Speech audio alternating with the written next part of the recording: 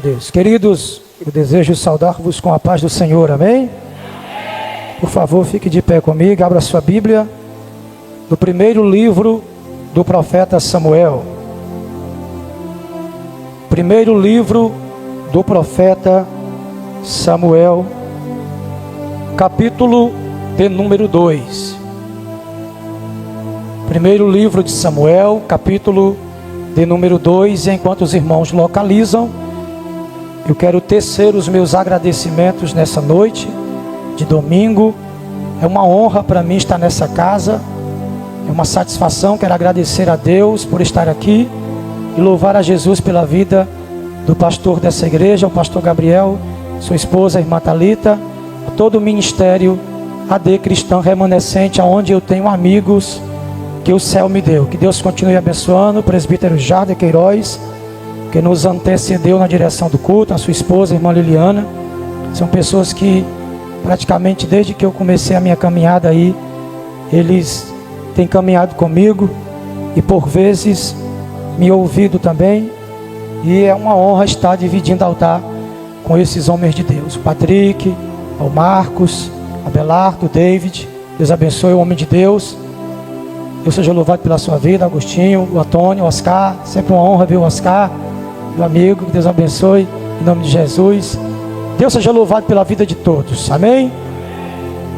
Hoje o Azael veio comigo ouvir a palavra, está ali fora tomando vento, viu? Deus, Jefferson Lima. Jefferson Lima está aí? Deus abençoe a vida do Jefferson Lima e toda a sua família, viu? Que é igual a minha, a família do Jefferson Lima. Só cresce, né? Deus abençoe. Capítulo 2, versículo 12. Capítulo de número 2 do primeiro livro de Samuel, versículo de número 12. O Wendel, que Deus abençoe sua esposa também, a sua vida. Diz assim o texto sagrado: eram porém os filhos de Eli, filhos de Belial, não conheciam ao Senhor, porquanto o costume daqueles sacerdotes com o povo era que, oferecendo a alguém algum sacrifício, estando se cozendo a carne, vinha o moço do sacerdote com um garfo de 3 dentes em sua mão, enfiava-o na caldeira, ou na panela, ou no caldeirão, ou na marmita, e tudo quanto o garfo tirava, o sacerdote tomava para si. Assim faziam a todo o Israel que ia ali, a Siló. Também, antes de queimarem a gordura, vinha o moço do sacerdote e dizia ao homem que sacrificava: dá essa carne para assar ao sacerdote, porque não receberá de ti cozida, mas crua. E dizendo-lhe o homem: queime-se primeiro a gordura de hoje, e depois toma para ti o quanto desejar a tua alma. Então lhe dizia: não, agora me has de dar, senão por força a tomarei. Era pois muito grande o pecado desses moços perante o Senhor, porquanto os homens desprezavam a oferta do Senhor. Amém? Tomem os vossos assentos por bondade em nome de Jesus.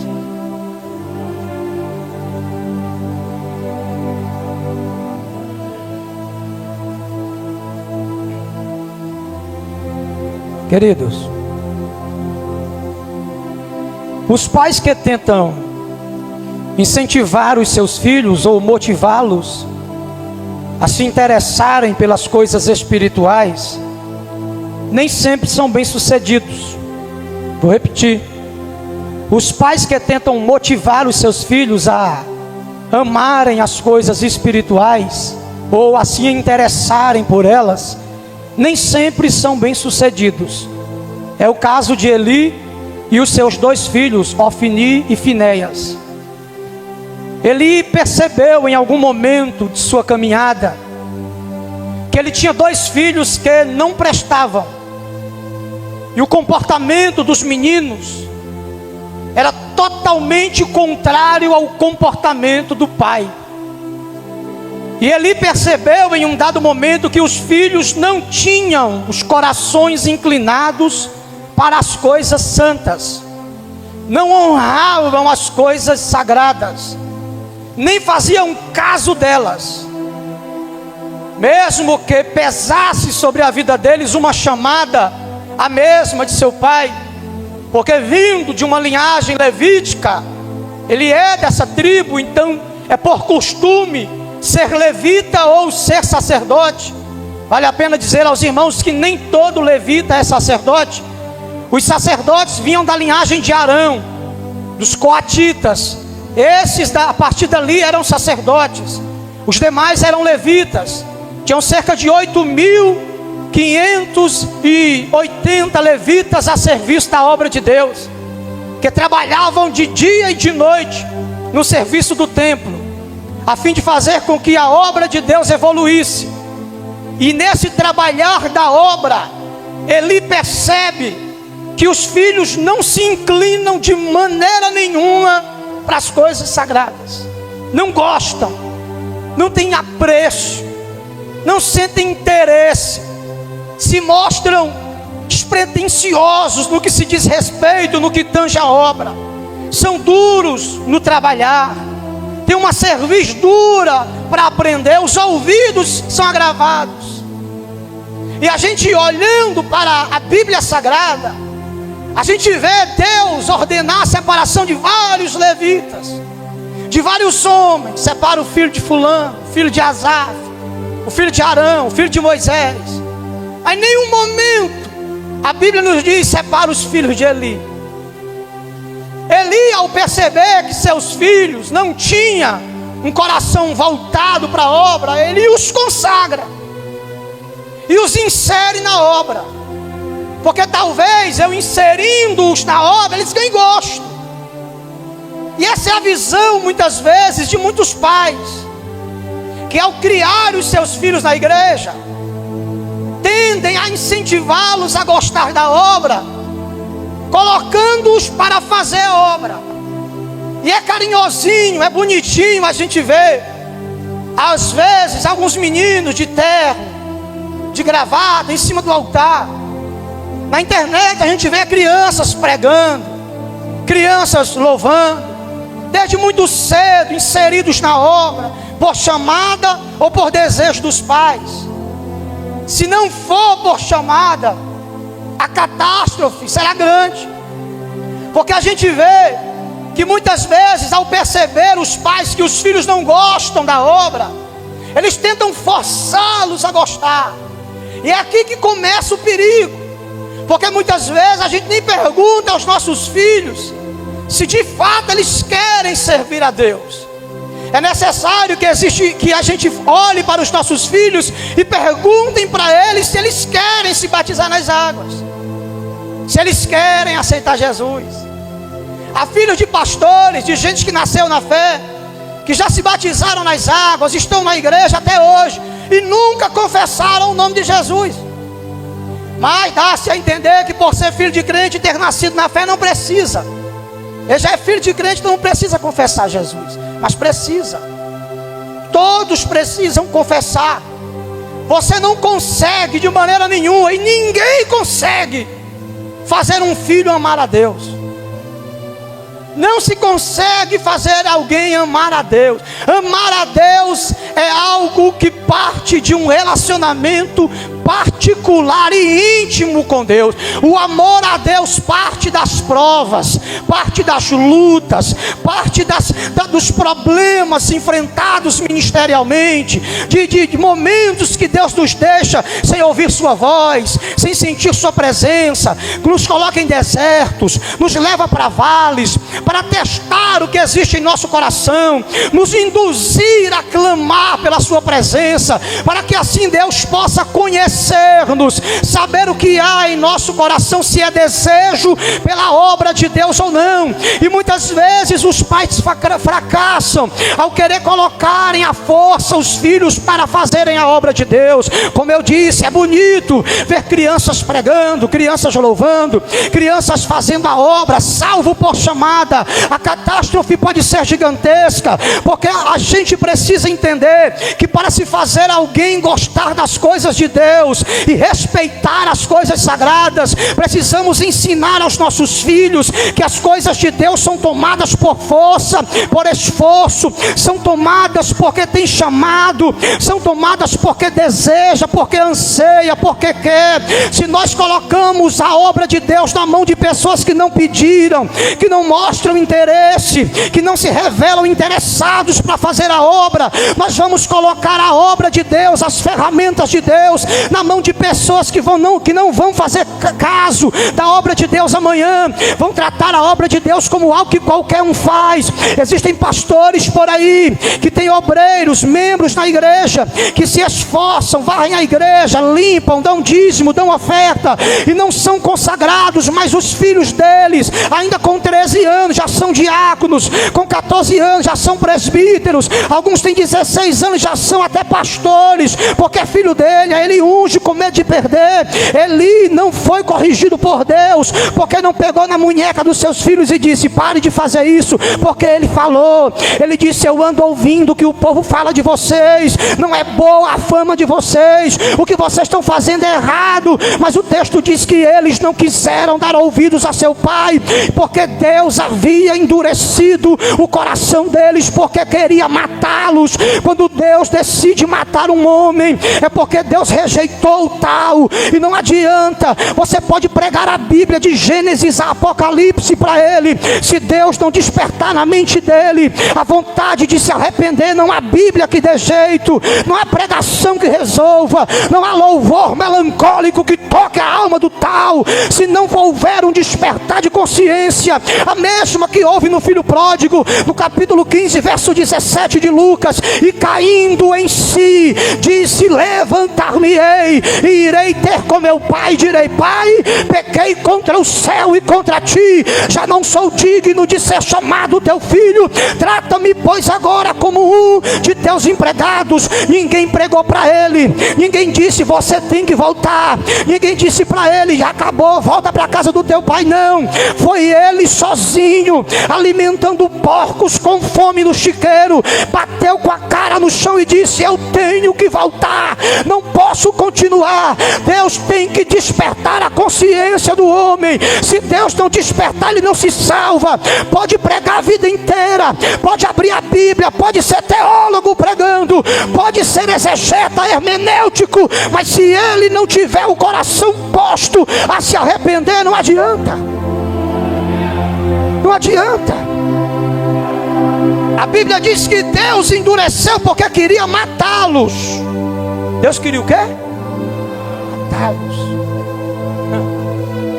O comportamento deles é o comportamento de alguém, Oscar, que Deus, Deus rejeitou. Deus não quer mais. Eles eram sacerdotes do templo, mas não eram sacerdotes do Senhor, como disse Ana. No capítulo 1, Ana diz: eles eram sacerdotes do Senhor.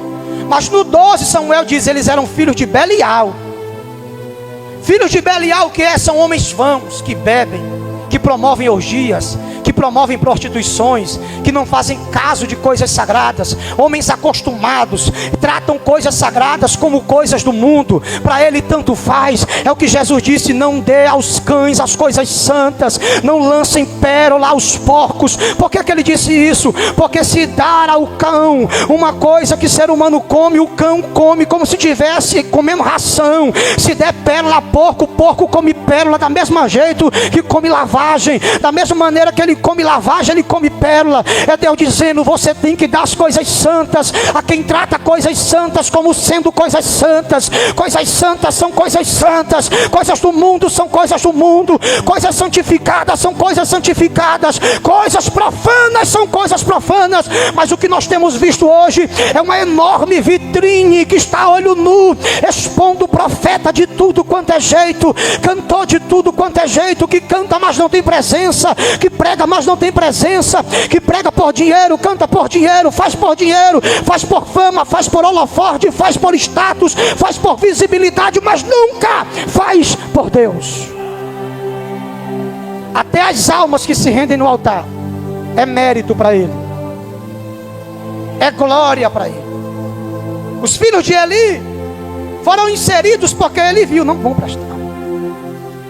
E Deus queria que Eli tirasse os filhos da posição, desce os dois, tira eles toma o cargo deles. Não é chamar, não é conversar. Deus endureceu o coração, Deus não quer mais. Deus tinha um problema muito grande com matar sacerdote. Deus não gosta. Porque quando Deus ia matar Arão, ele disse: olha, Moisés, tira as vestes dele aí, tira. Aquele vestido de sacerdote não dá para eu matar não. Aí Moisés teve que tirar as vestes de Arão para Deus poder levar. Deus respeita a unção que ele dá a alguém, irmão. Quem não respeita a unção que Deus dá a uma pessoa somos nós. Nós que não respeitamos, mas até Deus respeita a unção que ele dá. Mas se for preciso, Deus mata. Eli tinha todas as razões dele, porque ele foi o primeiro a perceber: os filhos não prestam. Todo pai sabe quando um filho presta e quando não presta. Todo pai sabe quando um filho vai dar certo e quando um filho não vai dar certo. O erro do pai é tentar esconder a culpa. Nenhum pai deve se sentir culpado quando o filho não presta, desvia, cai no mundo. Mas também nenhum deles deve se sentir honrado, ganhar mérito quando o filho volta, quando ele acerta o caminho, quando ele volta a servir a Deus. Não devem se culpar quando cai, mas também não devem dizer: foi porque eu orei, quando volta. Não é a oração ajuda, mas é Deus quem escolhe. É o nível da transgressão do filho. Tem pais que sabem que o filho é totalmente voltado às coisas do mundo, e não há nem sequer um pingo de esperança de gostar das coisas de Deus. E o que fazer? Deixe Deus resolver a questão. Eli quis resolver: não, mas eles vão prestar. Eles fazendo a obra, uma hora eles vão ganhar gosto. Colocar alguém que não quer para fazer a obra é estragar a obra. Colocar alguém que não é interessado pela obra para fazer a obra é estragar a obra. Deus na Bíblia não unge ninguém para fazer a obra. Deus unge porque faz a obra. Já faz antes de ser ungido, antes. Aí vai ser ungido agora porque faz. Então quem quer ser ungido, quem quer servir, quem quer fazer, tem que se mostrar interessado. Altar de Deus não é floricultura, não é estante. Existem homens que estão no altar hoje de Deus e mais parecem jarros de planta. Não glorificam mais. Passam o culto inteiro examinando a pregação de quem está pregando, o louvor de quem está cantando. Pessoas que se acham tão conhecedoras da verdade, que ficam esperando alguém deslizar no que diz, para poder julgar com o irmão que está do lado. Deus está dizendo: quando você entra por aquelas portas, você não entra para ser juiz, você entra para ser adorador. Então entenda, independente de quem esteja pregando ou cantando, é a minha palavra falada ou cantada. Então dê glória porque sou eu falando, e não porque é o homem. Dê glória a Jesus. Aleluia. Eli, ao perceber que os filhos não iam prestar, Antônio, ele inseriu os filhos na obra. E os filhos, com o seu pecado, fizeram o povo escarnecer a obra. Porque é isso que acontece. Homens que não querem a obra fazem outras pessoas escarnecerem dela. Eu ir para ali, onde aquele fulano está, fazer que nem ele. Você escuta muito isso aqui nessa igreja. E de fato é isso que o povo fazia. O povo não queria mais ofertar, porque o povo sabia que levando a oferta eles iam comer. A oferta não ia para Deus. Esse serviço deles aqui é tão... Por que ele não colocou ele para fazer outra coisa? Para varrer o templo, para ficar na porta, para jogar a cinza do altar fora, qualquer coisa, mas para ser sacerdote. Esse serviço aqui, irmão, é muito sério. Perceba que quando a arca da aliança de Deus foi levada, na guerra, quando Ofni e Finéias morrem, no capítulo 4, quando a arca de Deus é levada pelos filisteus, a arca de Deus depois vai ficar na casa de um homem chamado Abinadab. Ele tinha 3 filhos: Eliasaf, Uzá, e o nome do outro era... Lembra aqui o nome do outro? Uzá e Oiá, acho que é esse o nome. Alguma coisa assim. Esses 3 filhos desse homem Abinadab, um deles recebeu a unção na cabeça para poder guardar a arca, Eliasaf. Por que ele recebeu e não o dono da casa? Porque Eliasaf já era velho, tinha mais de 50 anos. E um sacerdote só podia servir de 30 até 50. 20 anos de serviço, estava aposentado. 20 anos só. Por quê? Porque era um trabalho muito pesado. Era um serviço pesado, exaustivo e cansativo. Um sacerdote, um levita, trabalhava o dia todo, sem parar. Dia todo. Para cortar boi, tirar fato de boi, cozinhar boi, assar carne, resolver o problema do povo, levar as coisas para o templo, limpar o templo, o dia todo. Era cansativo. 20 anos aposenta, porque Deus entendia que aos 50 anos o homem já não tinha mais força para trabalhar naquele serviço. Então, como Abinadab já era o pai de família, já era velho, ungiram o primogênito dele, Eliasaf, que tinha 30 anos. Aí o povo de Kiriat Jearim ungiu ele para guardar a arca.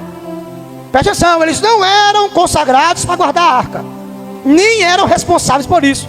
Quando a gente olha para o livro dos Números, capítulo de número 3, a partir do verso 25, quem me escuta diga amém. Vamos pregar a Bíblia. Números 3, a partir do 25, vai separar o serviço dos levitas, não é do sacerdote, dos levitas. Qual era o serviço dele? Deus separou em 3 grupos: os os gersonitas, os coatitas e os meraritas. Da família de Gerson, os gersonitas carregavam tudo que era tecido, o que ficava cercando o átrio, o que ficava cobrindo o tabernáculo, tudo que fosse pano, tecido, era eles que levavam. Aí vem os coatitas. Os coatitas ficavam responsáveis pelos móveis. Levavam a arca da aliança, o altar de incenso, o altar de sacrifício, a pia. Levavam o candelabro, a mesa da proposição, onde ficavam os pães. Eles eram responsáveis pelos móveis. E os meraritas, esses levavam a estrutura do tabernáculo: colunas, madeiras, e eram pesadas. Madeira de acácia dura anos, milênios, para se acabar. E ainda era revestida de ouro, o que tornava ela mais pesada ainda. Eram 8.580 sacerdotes para desmontar e carregar toda vez que a nuvem andava. Monta, desmonta, carrega. Monta, desmonta, monta, carrega. 40 anos nesse serviço, durante o deserto, andando com aquilo nas costas, levando para cima e para baixo. Olha a ordem. Quem é que levava a arca da aliança? Os coatitas. Mas tem um detalhe: quando a gente olha para Números capítulo 4, a Bíblia diz que eles só podiam entrar dentro do tabernáculo depois que Arão e seus filhos entravam. Quando Arão e seus filhos entravam, eles iam cobrir os móveis com pele de texugo e colocar um pano azul por cima. Por quê? Porque o versículo de número 17 a 20 do capítulo 4 de Números diz que era para os coatitas não serem exterminados. Arão tinha que cobrir os móveis para depois eles entrar e levar, porque eles não podiam ver e nem tocar nos móveis. Quando levar, tinha que levar segurando as varas. Pegava por uma vara, colocava no ombro e levava os móveis, sem tocar. Aí a arca da aliança, o que Davi faz? Davi vai buscar a arca na casa de Abinadab, que ficou 20 anos. Alguns dizem que ficou 60. Porque quando ela foi para lá, Saul ainda continuou reinando, até Davi assumiu o trono. Alguns dizem que passou cerca de 60 anos. O homem que foi ungido, Eliasaf, já estava aposentado. Quem estava responsável agora? Ninguém. Ninguém foi ungido para cuidar. A arca estava lá jogada. O que foi que a arca fez na casa de Abinadab? Nada. Só ficou guardada. Por quê? Que quando a arca vai para a casa de Obed-edom, 3 meses ela abençoa tudo. Porque ele é coatita. É responsável por carregar a arca. É responsável por aquela função. Quem recebe função que não foi chamado para exercer não é abençoado.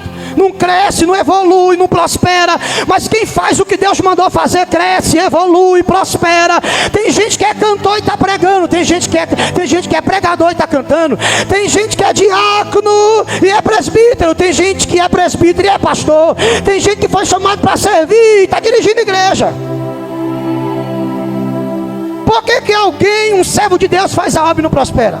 Porque ele está fazendo o que não foi chamado para fazer. Abinadab guardou a arca.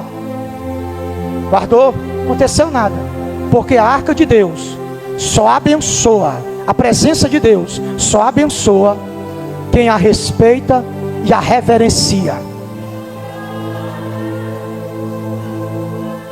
Quando Uzá e o seu irmão pegaram a arca para jogar em cima da carroça. Onde? Numa carroça. Colocaram a arca em cima de uma carroça nova, novinha, nunca foi usada. Mas a carroça estava sendo conduzida por bois. Pelo quê? O que você colocar em cima, boi carrega. Gente, arca, mato, lama, lavagem. O que você botar, ele carrega do mesmo jeito. Joga a arca em cima da carroça. Você acha que o boi vai andar bem direitinho porque é a arca que está lá? Se botar ele para correr, ele corre com a arca em cima e tudo. Não é? Se colocar a arca da aliança e colocar esterco de animal em cima, o boi carrega do mesmo jeito. Mas a carroça é nova. Bota em cima. Aí eles vêm levando. Deus está em paz. Deus está calmo. Mas está todo mundo dançando. Carregando a arca, pastor, e dançando. Uma festa grande no caminho de volta. Olha só. Uzá e seu irmão colocaram a arca em cima da carroça porque seu irmão não podia mais. Porque foi ele que foi consagrado, Eliasaf. Mas Eliasaf não aparece, porque já se aposentou. Aí eles estão levando a arca. Ninguém toca, ninguém fala, ninguém mexe. A arca descoberta. Deus falou, tem que cobrir a arca, porque ninguém pode ver e nem pode tocar. A arca descoberta em cima da carroça, e todo mundo dançando na presença de um Deus irado. Dançando na presença de um Deus irado. Deus indignado porque está sendo levado numa carroça. E todo mundo dançando. Deus é bom. E ele, toca em mim para ver. Deus é fiel, toca em mim para ver. Deus é maravilhoso, toca em mim para ver. Sacerdote da nova geração não quer colocar a arca no ombro não, porque é longe de Kiriat Jearim até Jerusalém. É muito chão para andar com essa arca pesada no ombro. Joga na carroça e vamos embora. Sacerdote da nova geração não quer mais. Ele quer o cargo, mas não quer a carga. Ele quer a posição, mas não quer o peso que ela traz. Ele quer a glória, mas não quer o preço. Ei, se quiser presença, se quiser arca, tem preço, tem peso, tem sacrifício, tem canseira, tem dor de cabeça para quem tem chamada. Mas quem não tem chamada, bota a arca em carroça e anda dançando na presença de Deus. Deus irado. Aí quando o boi tropeçou, que a arca balançou aqui, ó. De quem é a culpa, irmão? É de Uzá, que morreu? É do seu irmão? De quem é a culpa? De Davi. A Bíblia diz que todo rei tinha que dormir com a lei debaixo do travesseiro e meditar de dia e de noite na lei. Aqui, ó, no travesseiro. Põe a lei no travesseiro para não esquecer nunca. Davi estava errando direto. Dessa vez agora jogou a arca na carroça e colocou Uzá em cima. O irmão dele na frente. O texto diz que eles iam conduzindo a carroça. Olha aqui. Estavam conduzindo o quê? Tinham que conduzir a arca. Estou gostando desse lado aqui, viu? Eles iam conduzindo o quê, irmão? Carroça. Mas eram para conduzir quem? Porque é ela que está voltando para Jerusalém, não é a carroça. Carroça não traz glória de Deus. Carroça não traz presença. Carroça não traz unção. Carroça não traz garantia de livramento. O que traz é a arca. Aí quando o boi tropeça com a arca, balança que vai cair, Uzá segura. Tum. Deus fulmina ele na hora. Aí alguém diz, meu Deus, o cara só queria ajudar. Agora seja sincero comigo, você segurava ou não? Se você visse a arca balançando, quase caindo, qualquer uma que segurava, na prerrogativa de que Deus não vai me matar, a arca ia cair. Já pensou? A arca caindo no chão, a tampa do propiciatório voando para lá, o maná caindo para um lado, as tábuas do mandamento para o outro, a vara de Arão sendo jogada no chão. Usar disso, não posso deixar. Segurou e Deus matou. Que a pior coisa que acontece para alguém é tentar impedir de tropeçar quem está fazendo errado. Vou repetir.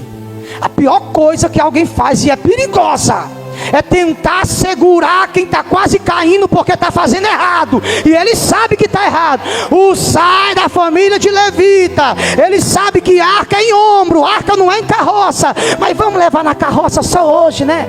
Que é muito longe. É por conta e risco, quer levar, leva, mas eu não garanto viver. Crente da nova geração quer minimizar o fardo da chamada. Não dá, filho. Não dá, filho. Crente da nova geração, sacerdote da nova geração, eles querem maneirar o peso da chamada. Não tem como. Chamada é chamada. Fardo é fardo. Dor pela obra é dor pela obra. Não tem como aliviar. Quando Uzá colocou a mão na arca, morreu. Por quê? Porque não é coatita, não pode tocar. E Davi sabe que não pode. Uzá sabe que não pode. Cada um tem sua função. Tua função é carregar tecido, então carrega tecido. Mas se a arca cair, deixa cair. É com Davi e Deus. Mas e o maná vai derramar? Deixa derramar. É com Davi e Deus. Deixa cair, é Davi que vai se responsabilizar. Está entendendo o peso dessa chamada? E eu quero falar com você hoje aqui sobre o tema o garfo de Ofni e Finéias. Qual é o tema? Só tá aqui, é? Qual é o tema? O garfo de Ofni e Finéias. Estou com medo de dizer o nome, né? Ofni e Finéias, e errar, ou então falar em línguas. Eles tinham nas mãos um garfo. Quando a gente olha para Êxodo capítulo 38, verso 3, a Bíblia diz que o sacerdote recebia pelo menos 5 ferramentas: pá, garfo, cinzeiro, para trabalhar na obra, braseiro. Eram 5 ferramentas, e Paulo fala de 5 ministérios. Uns foram chamados para apóstolos, mestres. Então esses são 5 ministérios que são entregues na mão de um sacerdote. A função de Ofni era segurar o garfo. O garfo de Ofni era o mesmo garfo de Finéias. Esse garfo era entregue para ele cuidar da oferta de forma específica, para separar o que é de Deus, separar o que é deles e separar o que é de quem ofertou. Deus queria de um animal o ombro direito, o peito, o sangue, e o resto pode comer. E a gordura, e o resto pode comer. Primeiro o sacerdote tira, depois o homem que ofertou leva o resto. Só que o garfo na Bíblia, quando fala dos 5 ministérios em Êxodo 38, ele é chamado de gancho. João Batista chama ele no capítulo 3, verso 12 de Mateus, de joeira. E aqui no capítulo 2, primeiro livro de Samuel, ele é chamado de garfo. É o mesmo, o garfo que era usado para separar a palha do trigo, jogava o trigo para cima, o vento levava a palha, deixando só o grão. E é o mesmo que João Batista falou que Jesus tinha na mão. É um símbolo do juízo, no que se diz respeito a Deus, que faz a separação entre o bem e o mal, entre o que serve e o que não serve, entre o que é meu e o que é de Deus, entre o que pertence ao Senhor e o que pertence a mim. Aí, quando Deus pega o garfo e coloca na mão do homem, é Deus dizendo: tá aqui, ó, esse garfo aqui é para você trabalhar com o que é meu. É a chamada, é a ferramenta que Deus te dá na mão para trabalhar com aquilo que pertence a Ele. O garfo é para você usar para trabalhar com aquilo que é de Deus. É a chamada. Pegou a Ofni e Finéias e deu garfo na mão de quem não tem chamada. Deu garfo na mão de quem não tem interesse. Deu garfo de sacerdote na mão de quem não é sacerdote. Deu garfo na mão de pregador que não prega. Deu garfo na mão de pastor que não é pastor. Deu o garfo na mão de evangelista que não é evangelista. Quando o garfo foi para a mão deles, pastor Gabriel, eles usaram o garfo para comer o que era de Deus. A Bíblia diz que eles enfiavam o garfo no caldeirão, na panela, no tacho, onde estivesse cozinhando. E o que o garfo pudesse pegar, eles arrastavam. Lembra daquela pessoa que quando você faz um churrasquinho, aí você corta a carne picadinho, bota no prato, ele vai lá e faz assim, ó. Aí puxa o garfo com um monte de pedaço de carne. É para pegar um só, né? Aí puxa. Eles eram assim, ó. Sabe o que é que o garfo fazia? O garfo na mão do sacerdote representava o orgulho, a soberba e a ganância existente no homem. E Deus colocava o garfo na mão dele e dizia: tá aí a panela, tá aí o garfo, vai. E Deus ficava assim, ó, para ver o pedaço que ele vai tirar. Pode tirar o seu pedaço. E o homem que veio ofertar está mais crente que o sacerdote. Rapaz, deixa queimar primeiro a gordura, depois nós tiramos o que nós quiser. Eu quero é agora, senão toma força. Porque eu quero comer carne assada, eu não quero comer carne cozida. Eles gostavam de carne assada, presbítero já. Deus não vai receber da sua mão carne cozida não. Deus gosta de carne crua. Aí ele dizendo, o homem não, deixa queimar a gordura primeiro. Deus sentiu o aroma, se agradar de nós. Aí depois você come o que quiser. Eu quero agora, então toma força. E Deus olhando, usa o garfo. E ele foi lá e Deus olhando qual é o pedaço. Deus está olhando para a gente e vendo qual é o pedaço que nós estamos tirando daquilo que é dele.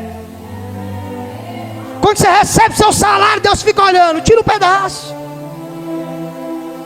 Quando você pega um dinheirinho, Deus fica olhando, tira um pedaço. Você vai lembrar da minha voz quando você receber seu salário. Olha o garfo. Quando você pegar a sua quinzena, você vai lembrar da minha voz. Olha o garfo. Quando você pegar um dinheirinho e tiver que dizimar, você vai lembrar de mim. Olha o garfo. Vai lembrar dessa voz fina do Siloé na tua orelha, dizendo: cuidado com o garfo. Usa o garfo direito. Deus está vendo o que você vai tirar. Ah, vou pagar minha luz, vou pagar minha água, vou comer meu açaí, depois eu dou o dízimo. Olha o garfo.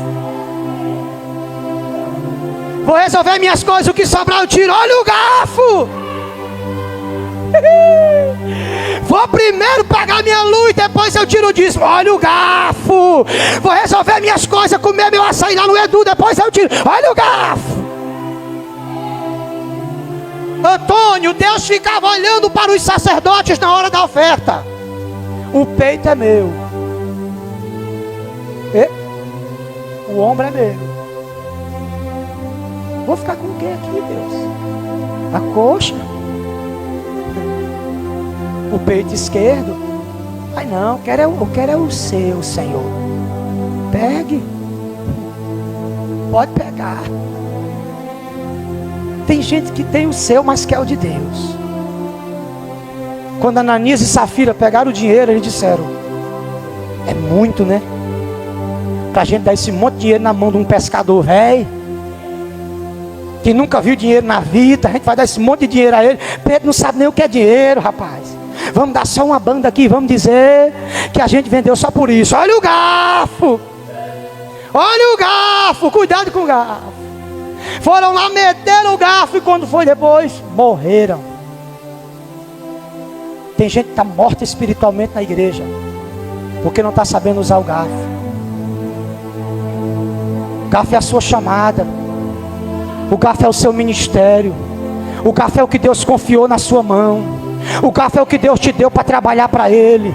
O garfo é aquilo que Deus confiou a você para fazer o que é dele.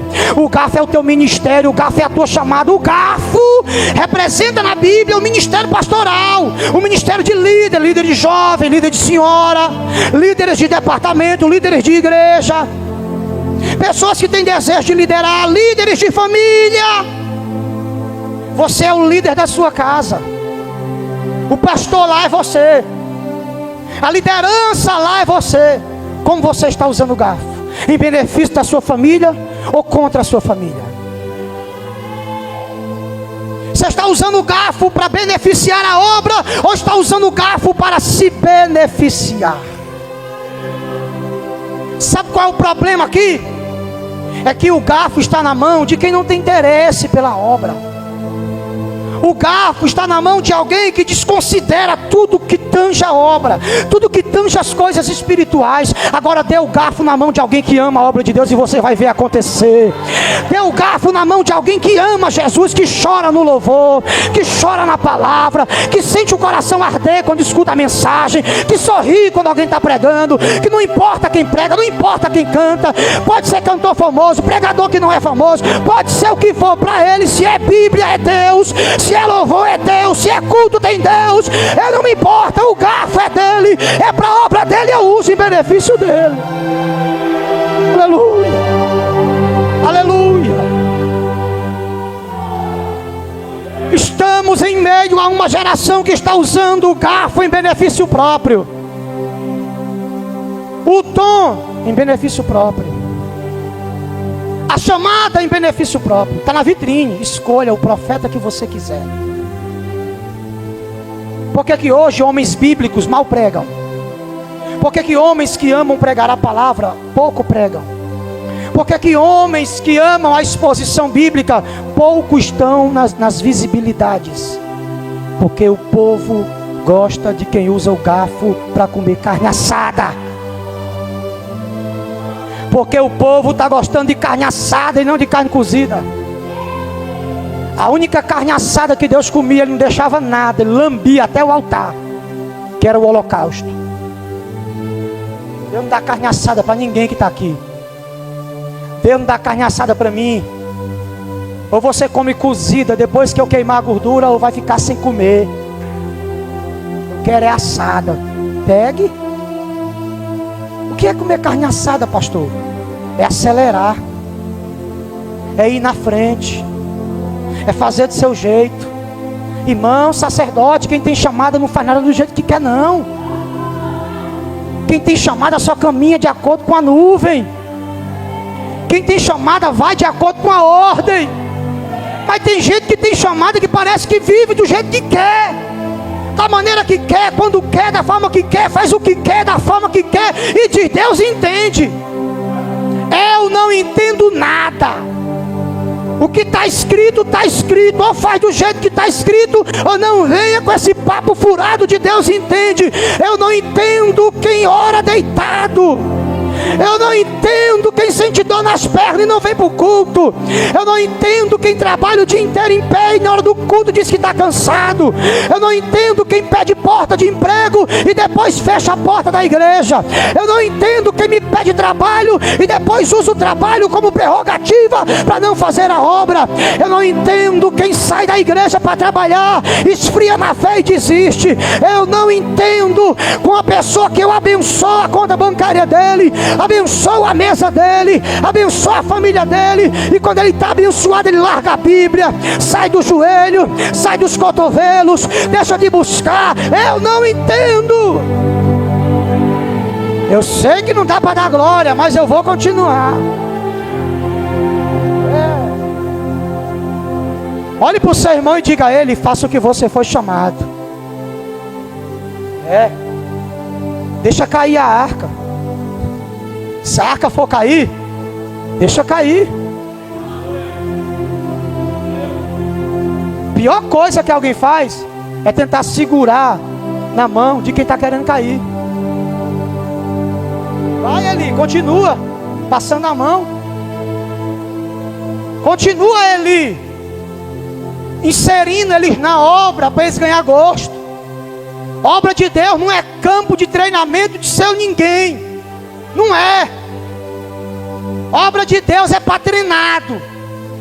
É para quem entra sabendo o que vai encontrar pela frente. Obra de Deus é para quem chora, dizendo: eu quero desistir, mas não desiste. Obra de Deus é para quem apanha, leva sola, mas continua lá, Patrick. Obra de Deus é para quem passa o ano todo dizendo: vou desviar, mas não desvia. Fica lá embaixo, mas não cai. Balança, mas não desiste. Às vezes não ora, às vezes não lê, mas está dizendo: me ama, Jesus, me abraça, Jesus, me dá força, Jesus. Você conhece alguém que tem chamada, irmão? Como, pastor? 3 formas existem para você saber se você tem chamada. Você sente, Deus fala e o povo testifica. Quando Paulo chegou em Derbe, Listra, o povo trouxe a notícia: olha, tem um cara aí bom, Timóteo, o menino é bom. Paulo foi lá e viu que o menino era bom, ungiu a presbítero, e de fato ele foi bom. Morreu pregando, a procissão levando a estátua e ele pregando. O povo soltou a estátua no chão, apedrejou até a morte, e ele dizendo: só Jesus salva, só Jesus é o Senhor. Ei, quem tem chamado é Pedro. Você vê os filhos de Pedro sendo apóstolo, você vê os filhos de Pedro sendo pastor, você vê os filhos de Moisés na Bíblia fazendo alguma coisa. É Moisés ungiu o irmão, ungiu os filhos do irmão, mas os filhos de Moisés só aparece o nome. Ninguém viu eles carregando arca, ninguém viu eles servindo no templo. Sumiu os filhos de Moisés, nem história tem. Moisés poderia muito bem dizer: vai ser ungido meus 2 filhos, vai seguir meu caminho. Não, Moisés ungiu Josué. Por quê? Porque quando Moisés saía, Josué corria para a porta da tenda e ficava assim, ó. Porque se Moisés saiu, Deus quiser falar, né? Eu estou aqui, né? Aí Josué ficava lá na tenda. Aí Deus ouviu e via toda tarde. Quando Moisés saía, Josué corria para a tenda e ficava lá. Vai que Deus queira falar. Se Deus quiser, eu estou por aqui. Josué se apresentava sem ser chamado, Josué se apresentava sem ser convocado, Josué mostrava interesse antes de Moisés morrer. Nem sabia se Deus queria ele, mas estava na porta da tenda. Vou ficar por aqui, vai que Deus fala. Josué era incomodado com quem faz a obra de qualquer jeito. Moisés, tem 2 que ficam lá no tabernáculo, tu chamou 70, mas só tem 68 aqui, os outros 2 ficaram lá. Ei, deixa eles lá, Josué. É bom que todo mundo seja profeta. Você conhece alguém que tem chamado e que ama a obra, ele se importa com a obra, se incomoda quando alguém não é zeloso, sente dores quando a obra sofre, tem interesse que a obra cresça, se incomoda quando algo está errado. Esse tem chamado. Agora quem deixa correr solto, deixa aí do jeito que está. Se eu estou adorando, está tudo bem. Não, quem ama a obra de Deus se importa com ela. Quem ama a obra de Deus entende quando não está bem. Eu não estou bem, vou ficar por aqui. Mas quem não ama, pastor, sobe desmantelado do jeito que está. O pastor mandou, eu vou subir. Capítulo 35 de Jeremias, Deus chegou para Jeremias e falou assim, para mim caminhar para encerrar: Jeremias, vai lá fora do muro, chama os recabitas, traz eles tudinho, bota eles na mesa aqui de uma das câmaras do templo, ó, dentro do templo. Coloca eles tudinho na mesa e coloca vinho em cima da mesa à vontade para eles beber. Aí quando eles estiver tudo sentado, tu fala assim, ó, bebam vinho. Os recabitas, os filhos de Recabe, que Davi matou lá em 2 Samuel 4, quando ele matou Esbocete, Davi matou Recabe. O filho dele era Jonadab. Jonadab disse a eles: olha, vocês nunca vão beber vinho durante a vida de vocês inteira, não vão construir casa, não vão construir sementeira, não vão ter vinho, não vão ter nada, vão morar em tenda até a morte. De Jeremias 35 até 2 Reis 10, fazia 300 anos. E Deus, para mostrar ao povo que ainda tinha gente obediente na vida, mandou chamar eles, sentar eles na mesa e falar: bebe vinho dentro do templo. Dentro do templo. Ah, mas é o profeta que está mandando, né? Então eu vou beber aqui só um pouquinho. Hein? Não, mas nós estamos na casa de Deus, né? Eu posso, então. Foi Deus que mandou eu vir aqui, mandou eu beber, então eu posso, né? Princípio, irmão. O que está em jogo aqui é princípio. Beba vinho. Aí eles têm pão. Beba vinho. Tem água. Vinho não. É o seguinte, Jeremias, nosso pai Jonadab disse que a gente ia nunca beber vinho até morrer, e nunca ia morar em casa que nem vocês, nós ia morar em tenda. Então é o seguinte, não fique me dando vinho não, que eu não vou beber vinho não, eu quero água ou pão. Se não tiver, eu vou embora. Está entendendo? Aí Jeremias entendeu. Está vendo, Jeremias? Eles obedecem Jonadab e vocês não me obedecem. Faz 300 anos e eles ainda obedecem. Quantos anos? 300. E o povo de Deus via levantando e caindo, levantando e caindo, levantando. 10 mandamentos. Transgredia tudo. O Antigo Testamento termina e ele não obedece. Ei, o que está em jogo aqui é princípio. Quem tem chamada é assim. Jesus foi levado por 2 pessoas no deserto, em Mateus 4. Quem? O Espírito conduz ele. E quando chega dentro do deserto, o Espírito solta e o diabo leva. O Espírito levou Jesus para onde? Para o deserto. E o diabo? Para o pináculo do templo. para o monte. Conduziu Jesus ao pináculo do templo. Lá em cima. Olha lá.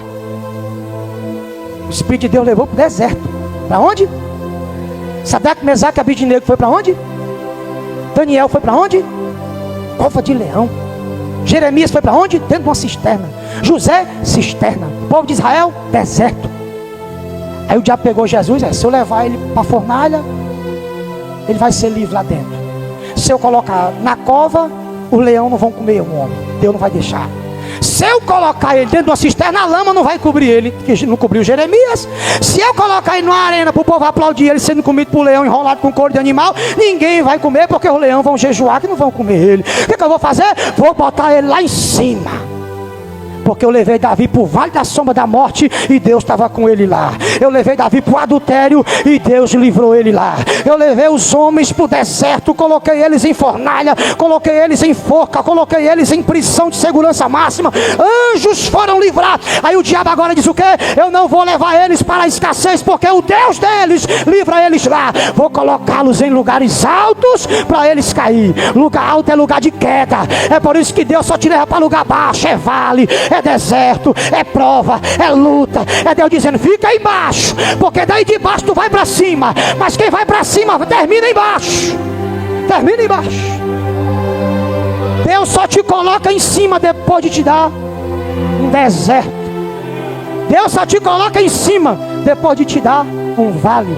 Deus só te põe em cima depois de te levar para uma arena de leões. Deus só te põe em cima depois de te fazer conhecer a fornalha. Tá chorando, tá sentindo dor, tá. O pior momento para o barro é o melhor momento do oleiro. Sinta a dor, sinta, chore, ama, vá moendo. Deus está amando esse momento seu. Por quê?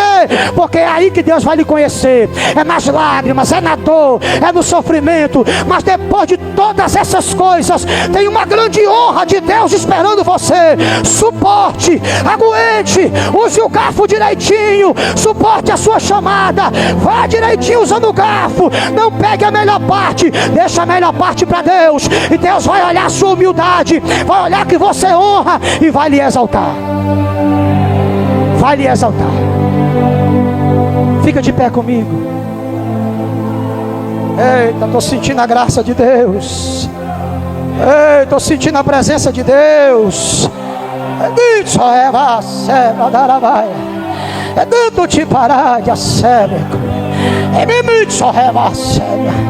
Deus está dizendo que é lugar alto. Quem leva a gente para pináculo é o diabo. Pináculo é lugar de queda. O diabo te oferece queda. Mas deserto é lugar de promoção, é lugar de exaltação, é lugar de honra. Talvez tu entrou por essas portas hoje endividado até o pescoço, sem saber como vai fazer, e pensou até em nem vir para o culto. Mas Deus está dizendo, acalma teu coração, porque o Deus que te leva para o vale é o Deus que te tira dele. O Deus que te põe na prova é o Deus que te tira dela. Aleluia! Olhe para alguém do seu lado e diga para ele, suporte mais um pouquinho. Deus não esqueceu você. Irmão, sabe qual é o problema aqui no texto? O maior problema do texto é que Eli precisa urgentemente descer os dois para eles não morrer. Ei, é melhor ser esmagado por Deus do que morto pelo diabo. Se for preciso castigar, castigue. É melhor o pai castigar agora do que Deus enjoar dele amanhã. Diga para ele, quer subir no altar? Quer, meu filho? Quer, pois se ajeite. Quer cantar? Quero, se ajeite. Para de escrever bilhetinho dizendo, pastor, meu filho quer louvar. Para, ensina teu filho que ele tem que treinar, ele tem que ensaiar, ele tem que se preparar. Pastor, bota ele no altar. Tá, não peça não, Maria. Jesus, bota esse aqui na direita e esse aqui na esquerda. Bota, por favor. Não, eles não podem beber o cálice que eu bebo. Quando eles puderem beber, eles sentam lá. Aí na hora que Jesus morre, tem um na direita e um na esquerda, crucificado. Quer ir para a direita, quer ir para a esquerda, só se for crucificado. Tem mãe, tem pai que é assim, gosta de empurrar o filho para a chamada, que ele nem sabe se é do menino. Maria chegou e falou assim: bota ele aqui na direita e ele na esquerda, né? Nós somos íntimos, nós somos amigos. E eu vejo Jesus dizendo: não empurre ninguém para uma chamada que você não sabe se é dele. E o que é que eu faço para o meu filho gostar das coisas de Deus? Pague curso para ele. Pague curso de voz. Pague curso de teologia. Deixa ele vir para o altar só quando ele estiver pronto, por favor. Por favor, é o meu grito aqui hoje. Por favor, só traga seu filho para o altar quando ele estiver pronto para o peso que ele vai receber aqui. Aleluia! Não seja responsável pela morte espiritual do seu filho. Ensine a ele: altar é coisa séria. Altar é coisa séria. Eita glória, estou sentindo uma coisa boa de Deus aqui. Estou caminhando pelo lugar certo, meu Deus. Ei, quando você olhar para o seu filho e dizer: mãe, eu queria tanto cantar, mas o pastor não me dá oportunidade. Ele vai te dar, meu filho. Deus vai mandar ele dar. Se prepare, separe o louvor, separe o hino, bote o coração para fazer aquilo, que Deus vai lá no ouvido do pastor e vai dizer: dê uma oportunidade àquele menino. Eu disse. Todo mundo vai olhar e vai dizer: rapaz, sabe quem é que Deus chama para a obra? Quem mostra interesse. Sabe quem é que Deus introduz na obra? Quem mostra interesse. Olha o significado do nome de usar a força humana. Vem de osso, a raiz hebraica osso, quer dizer força. Força humana. Olha o significado do nome do seu irmão: coleguismo fraternal. É como é que o povo quer conduzir a obra? Na força humana e nas amizades. Se tem uma coisa que não se faz por amizade, é obra de Deus. O pastor gosta muito de você, ele ama. Então por que ele não me bota lá? Porque aqui é obra de Deus. Pastor ama você, ser amigo dele, sorri para você, come com você. Então por que ele não me unge? Porque aqui é obra de Deus. Estou há tantos anos com ele, ainda sou obreiro. Porque aqui é obra de Deus. Por que ele não me coloca? Porque aqui é obra de Deus. Por que ele não deixa? Porque aqui é obra de Deus. Obra de Deus não se faz na força humana, não se faz no coleguismo, se faz por revelação, por chamada. Segure a mão de alguém, eu vou encerrar. Aleluia. Se é você que tem chamada nas mãos de Deus, comece a falar com Deus aqui sobre a sua chamada. Sobre a sua chamada. Deus colocou um garfo na sua mão para você trabalhar. Você está segurando esse garfo, como é que você está conduzindo? A pergunta hoje é essa: o que você está fazendo com o garfo? Quando você tem a oportunidade, você diz que não quer? Você diz que está com dor de garganta? Você diz hoje não? Como é que alguém que tem garfo já sai de casa dizendo: hoje eu não quero fazer nada? Então solte o garfo. Seja humilde, solte o garfo. Entregue para outro. Como é que alguém chega na casa de Deus para servir a Deus e alguém diz: louve aqui, ela diz: não.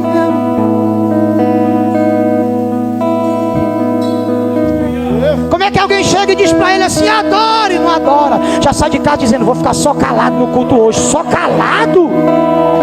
Os presbíteros Jade falou algo muito sério aqui. Estamos caminhando a passos largos para um esfriamento espiritual muito grande. E eu não falo daqui, eu falo da igreja brasileira de forma geral. O povo hoje, se não tem oba-oba, ninguém pula. Se não tem oba-oba, ninguém dá glória. Se não tem oba-oba, ninguém fala em línguas. Línguas estranhas é para edificar a si mesmo. Revelação é para edificar a igreja. Glória a Deus é para exaltar o nome do Senhor. Pular é para demonstrar satisfação satisfação em estar na casa de Deus. Louvar é para agradar o Senhor. Pregar é para cumprir o chamado de Cristo.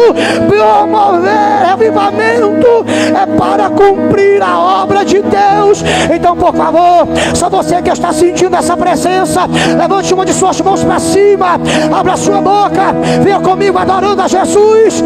Abra sua boca para adorar. O Agostinho vai louvar agora, mas antes dele louvar, por favor, solta esse glória que está travado no teu peito agora. Mostra para Deus: Senhor, o garfo está na minha mão e eu não vou soltar. O garfo está na minha mão e eu não vou largar. Eu não vou largar o garfo. Vou usar direito, vou usar corretamente, vou fazer o que o Senhor mandou. Vou levantar hoje, Jesus. Vou despertar para o meu chamado hoje. Vou cumprir o que o Senhor quer de mim. Vou voltar a orar, vou voltar a ler, vou voltar a jejuar, vou voltar a fazer a obra.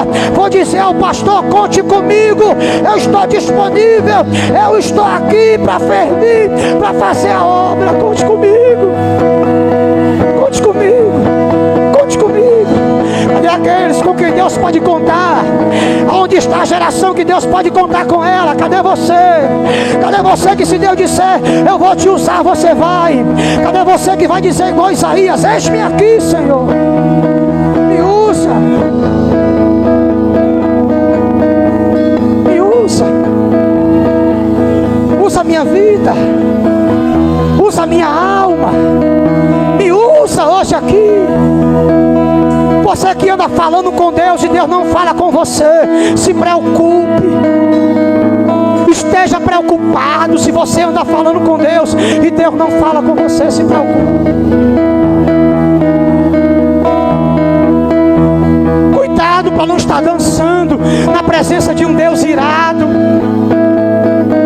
O intervalo de Malaquias e Mateus é 400 anos. Em 400 anos Deus estava calado e o povo no templo ofertando, cantando, salmodiando, e Deus calado. Como é que o povo de Deus consegue ficar animado com o silêncio de Deus? Como é que a igreja pode estar feliz se Deus está calado, se Deus está em silêncio? É alerta, é hora de jejuar, é hora de lamentar, é hora de estar atento. Deus calou a sua voz, Deus vai levantar Samuel. Cadê você? Aonde está você? Levante as mãos para adorar a Jesus. Eu já sinto a glória dele. Abra a boca para adorar. Oh, aleluia.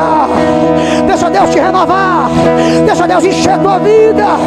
Deixa Deus tomar tua boca hoje aqui. Deixa Deus usar tuas mãos hoje nesse culto. Seja renovado, seja cheio. Receba uma injeção de ânimo hoje. Deus te alegra, Deus te anima, Deus te fortalece, Deus te dá instrução, Deus te orienta, Deus te ergue hoje aqui. Deus vai te usar nas tuas incapacidades. É tempo de demonstrar interesse. É tempo de demonstrar a Deus: eu estou interessado. É tempo de mostrar para Deus com o coração aberto: eu quero. Quantas vezes eu já pensei em desistir? Quantas vezes eu já disse: vou, mas não quero mais, não dá mais para mim. Já passei 1 ano sem ir para a igreja, 2 meses sem ir para a igreja, 3 meses sem ir para a igreja. Coloquei culpa em gente, coloquei culpa em pastor, coloquei culpa em Deus. A culpa é minha. Quem está lendo a Bíblia sou eu.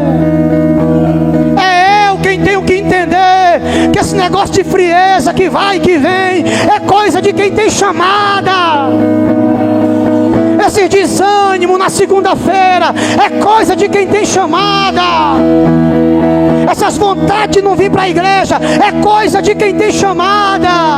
Esse negócio de não vou pregar, não vou cantar, não quero dirigir, é coisa de quem tem chamada.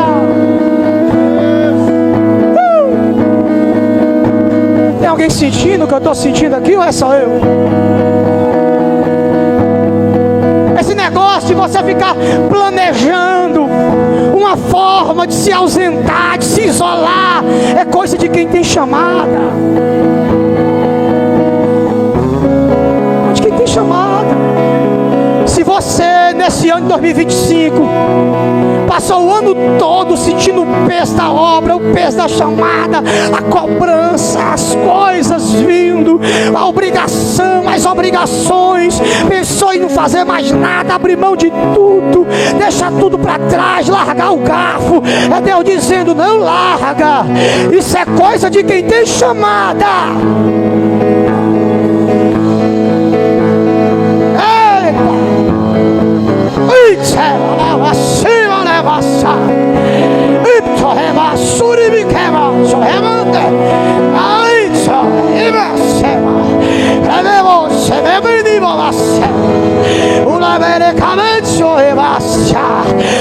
Onde esteve, acho que me passa, roba que me pede me passa, não que me mira a cabeça. Eu já sinto a glória de Deus. Levante as mãos lá em cima. Você tem chamada. Não largue o garfo, não largue o garfo. Oh, levanta a nossa cheia. Aí, porra, te me quebra da nossa.